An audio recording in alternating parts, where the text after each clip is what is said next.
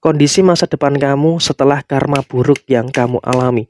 Halo semuanya, ketemu lagi di channel baru saya dan bantu channel ini untuk menuju 10.000 subscriber.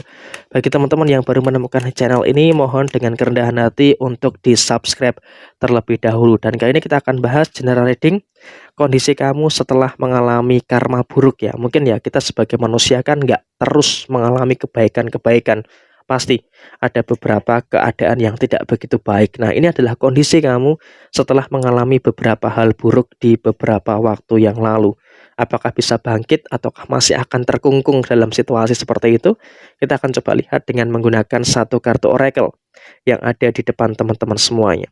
Kartu yang pertama menggambarkan transformasi ya. Memang ini adalah kartu yang akan mengindikasikan terjadinya perubahan yang akan terjadi di kehidupan kamu, dan kamu pun juga sangat menyadari ada beberapa kemungkinan-kemungkinan potensi-potensi permasalahan-permasalahan yang memang belum terselesaikan gitu loh. Ada beberapa masalah yang memang bisa dikatakan posisinya belum mampu untuk kamu selesaikan. Kenapa? Ada masalah ini, ada masalah itu, dan juga ada beberapa masalah-masalah yang lainnya yang memang juga harus kamu hadapi. Tapi nggak apa-apa.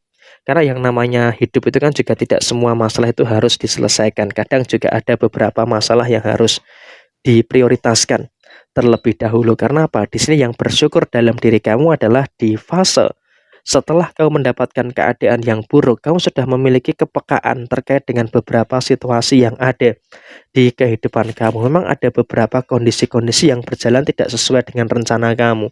Ada hal-hal yang meleset dari apa yang kamu rencanakan, tapi nggak apa-apa.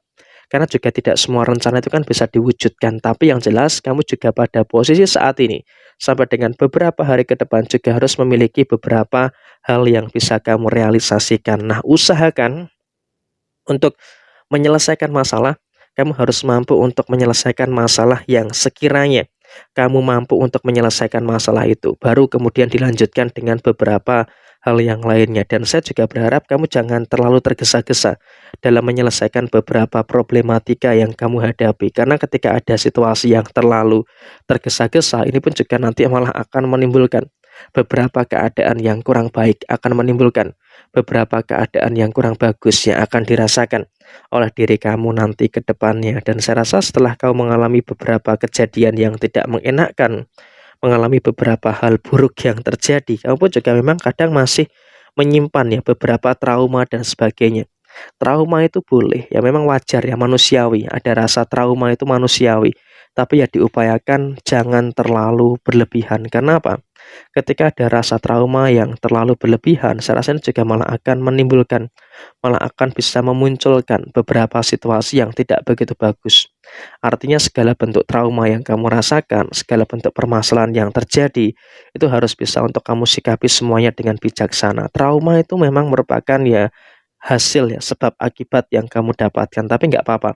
Yang jelas posisinya adalah kamu juga harus terus bisa bersyukur dengan hal-hal yang baik, harus bisa untuk bersyukur dengan hal-hal yang positif yang terjadi di dalam diri kamu secara menyeluruh. Dan kemudian ingat, ada beberapa orang yang ada di sekitar kamu yang memang masih akan memberikan beberapa keadaan-keadaan yang tidak begitu bagus. Jadi ya posisikan kamu memang juga harus bisa untuk lebih waspada, posisikan harus bisa untuk lebih berhati-hati juga dengan beberapa pihak yang ada di sekitar kamu. Jangan terlalu mudah percaya dengan siapapun.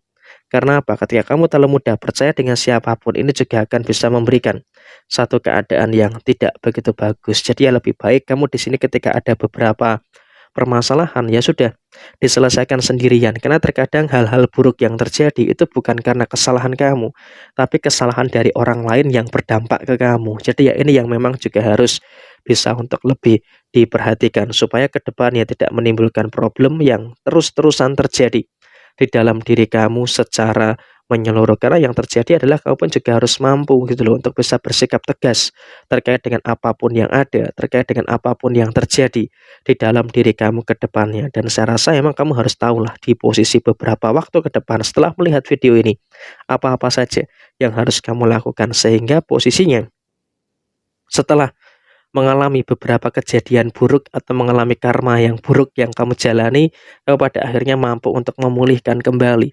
kondisi yang ada dalam diri kamu. Artinya apa? Kamu bisa mengevaluasi, bisa belajar dari kesalahan, apa yang keliru, dan apa yang harus dilakukan, sehingga untuk posisi kedepannya kamu juga bisa memperoleh hal-hal yang baik dan juga bisa memperoleh beberapa hal-hal yang positif yang terjadi di dalam diri kamu secara menyeluruh. Sehingga posisinya kamu terus bisa mendapatkan hal-hal yang bagus dan juga terus mendapatkan beberapa hal yang positif yang terus terjadi dalam diri kamu secara menyeluruh. Jadi ini merupakan hal-hal yang harus diperhatikan juga. Dan kemudian kamu juga apakah memiliki potensi untuk mendapatkan kebahagiaan?